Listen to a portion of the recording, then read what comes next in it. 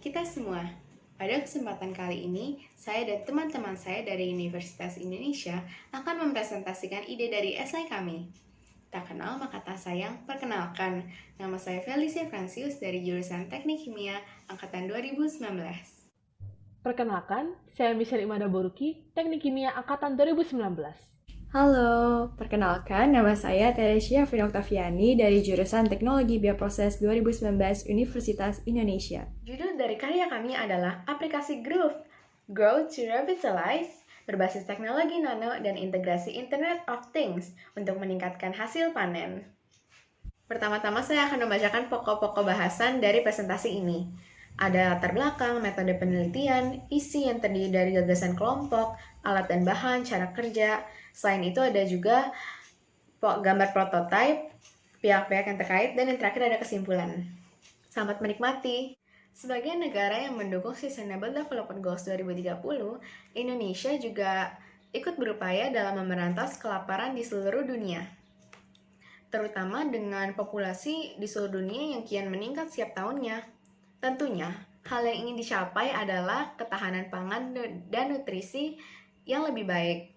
Untuk itu, diperlukan terobosan-terobosan dan juga inovasi teknologi pangan untuk meningkatkan hasil panen. Akan tetapi, terdapat beberapa halangan yang menghalangi tercapainya tujuan ini. Yang pertama, salah satu cara untuk meningkatkan hasil panen adalah penggunaan pupuk. Namun penggunaan pupuk kimia secara berlebihan dapat merusak tanah. Yang kedua, infeksi tanaman karena virus juga dapat menurunkan hasil panen.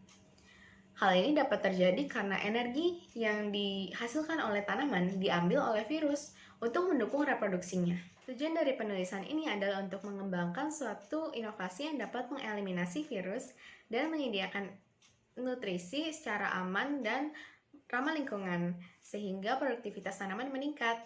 Yang kedua adalah mengimplementasi teknologi dalam sektor pertanian untuk menuju smart and precision farming dalam era society 5.0 ini.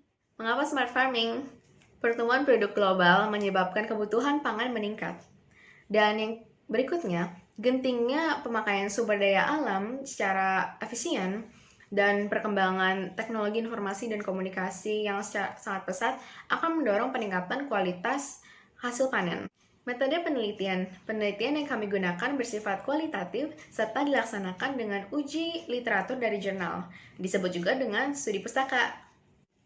Gagasan yang ingin kami angkat adalah cara meningkatkan hasil panen dengan Groove, Grow to Revitalize, yang merupakan salah satu bentuk pemanfaatan teknologi Microbial Fuel Cell atau MFC.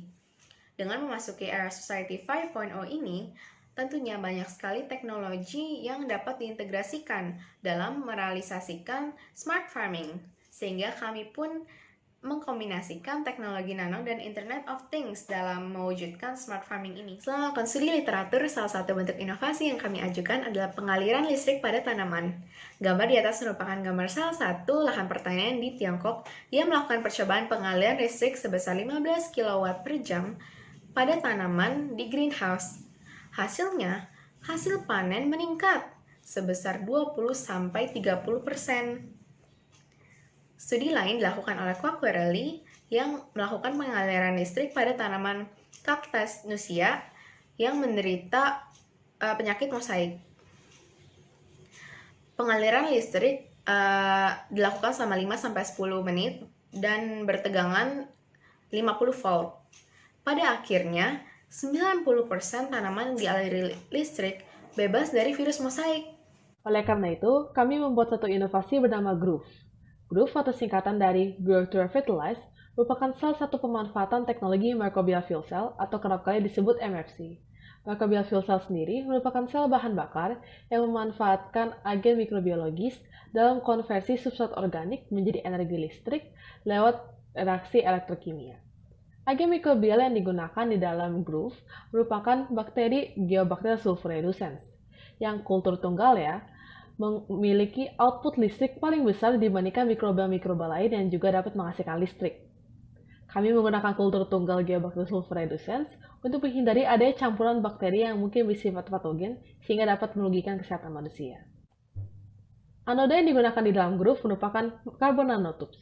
Penggunaan karbon nanotube sebagai anoda pada microbial fuel cell dikarenakan oleh rasio luas permukaan per volumenya yang besar, stabilitas yang tinggi, konduktivitas serta sifat elektrokimianya yang baik, serta ia juga dapat digunakan dengan mudah ketika ingin memproduksi microbial fuel cell dalam skala yang besar. Selain itu, karbon nanotube juga memiliki sifat biokompatibilitas yang baik terhadap bakteri genus Geobacter. Kemudian, setelah disusun, microbial fuel cell akan dilapisi oleh super absorbent hydrogel agar dapat menyerap dan juga menyimpan air limbah. Bakteri Geobacter sulfureduscens pada awalnya akan mengkonversi kontaminan yang terdapat pada air limbah untuk menjadi listrik. Kemudian, air yang tersisa akan disimpan oleh super absorbent hydrogel sehingga ketika musim kering tiba, tanaman dapat menyerap air tersebut seperti layaknya cadangan air yang biasa. Kemudian, limbah cair apa yang digunakan sebagai substrat oleh Groove? Karena yang jadi target adalah tanaman, maka limbah cair yang digunakan harus memiliki chemical oxygen demand atau COD dan juga biological oxygen demand atau BOD yang rendah dan juga memiliki kandungan logam berat yang kecil. Oleh karena itu, kami memilih untuk menggunakan limbah dari pabrik penggilingan padi sebagai istilahnya substrat standar dalam penggunaan Groove. Untuk detail kandungan zat apa saja yang terdapat di dalam limbah cair tersebut dapat dilihat di tabel berikut ini. Setelah membahas komponen-komponennya, sekarang kami akan membahas sebenarnya bagaimana sih cara menjalankan Groove. Untuk dapat menjalankan Groove, hal pertama yang harus dilakukan adalah merakit terlebih dahulu microbial fuel cell-nya. Kemudian microbial fuel cell tersebut akan mengoksidasi limbah organik yang diberikan kepada tanaman sehingga menghasilkan elektron. Elektron tersebut kemudian akan ditangkap oleh anoda, lalu disalurkan pada katoda untuk mereduksi proton dan juga oksigen yang terdapat pada katoda. Kemudian muncul suatu pertanyaan, sebenarnya berapa besar sih arus yang dihasilkan oleh Groove?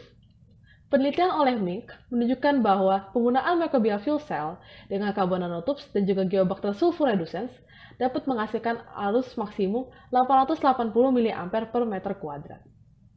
Nah, selama ini penggunaan microbial fuel cell dan tanaman belum pernah memakan korban jiwa atau menyerudum siapa-siapa. Akan tetapi, untuk menjaga keamanan, ada baiknya petani dan juga orang-orang yang akan menggunakan Groove untuk senantiasa melengkapi dia dengan sepatu boots dan juga sarung tangan berbahan isolator. Pada kesempatan kali ini, saya ingin memberitahukan tentang bagaimana Groove dapat membantu pergerakan ke arah Smart and Precision Farming. Smart and Precision Farming adalah revitalisasi pertanian yang menggabungkan antara platform berbasis IoT dengan alat dan mesin pertanian. Nah, fungsi IoT dalam agrikultur ini adalah untuk mengumpulkan data-data secara cepat, tepat, dan efisien terkait dengan kondisi tanah seperti kelembaban, kandungan nutrisi, kualitas tanaman kepada petani. Nah, caranya bagaimana nih? Jadi MFC akan menghasilkan energi listrik. Energi listrik inilah yang nantinya akan digunakan untuk menggerakkan sensor temperatur yang terhubung oleh IoT secara wireless. Nah, nantinya, hasil dari sensor ini akan mampu dibaca oleh aplikasi yang terdapat dalam ponsel pintar petani. Nah, hasil data-data ini yang nantinya akan mampu dijadikan suatu basis untuk meningkatkan hasil panen serta daya saing petani. Lalu, yang kedua, bagaimana sih cara mekanisme kerja Groove ini? Nah, yang pertama kita menggunakan substrat. Substrat yang kami gunakan menggunakan air limbah dari pabrik penggilingan padi.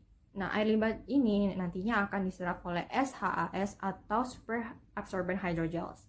Setelah itu, bakteri Geobacter sulfureduscens akan melakukan reaksi elektrokimia dengan akar tanaman, elektroda MOCNT atau multi-walled carbon nanotubes, serta air di katoda untuk menghasilkan listrik. Listrik inilah yang nantinya akan berpotensi sebagai substitusi pupuk maupun untuk mengurangi risiko tanaman untuk terpapar virus. Berikut adalah desain prototipe inovasi kami. Untuk paste-nya atau anodnya berupa wadah plastik berukuran 75 mikroliter dengan anoda kepingan silikon berukuran 5x5x3 mm dengan lapisan chromical sebagai tempat pertumbuhan MCNT. Lalu ada katoda air cathode yang berupa kain serat karbon dan lapisan politetrafluoroetilen yang berada di luar katoda. Lalu ada kawat titanium yang mencuat untuk kotak anoda dan ada lubang sebagai tempat masuknya substrat, dan MFC ini keseluruhannya dilapisi oleh super absorbent hydrogels. Nah, bagaimana sih rangkaian sambungan Groove dengan IoT? Jadi MFC ini akan disambungkan dengan unit pengumpul energi yang terdiri dari dua konverter yaitu DC-DC. Energi listrik yang telah diatur tegangannya kemudian akan disimpan dalam superkapasitor yang nantinya akan digunakan untuk menggerakkan sistem IoT yang terdiri dari radio transceiver, controller, microcontroller, dan sensor. Virus pada tanaman akan mampu mati ketika dia dialiri oleh arus listrik sebesar 30 hingga 35 mA dalam waktu kurang lebih 20 menit.